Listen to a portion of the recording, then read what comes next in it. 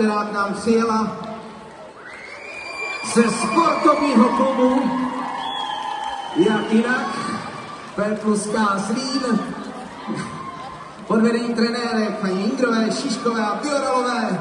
No a bude tady Itálie, jejich choreografie má totiž název Italiano.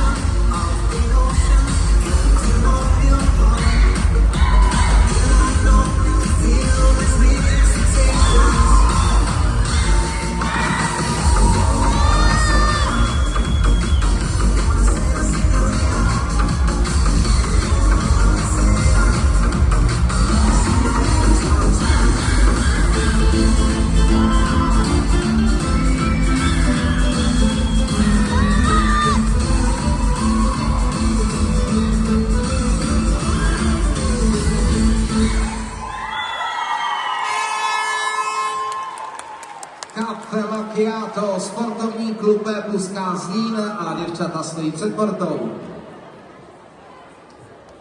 Tak holky zase o kategorii výš a vidíme tam, nechci říkat vyšší obtížnost, ale vyšší závoděnost, jo, vlastně lepší předvedení, je tam taková ta dynamika toho předvedení, je tam mladý pohyby, jo, že to opravdu máte v tom pocit tečky.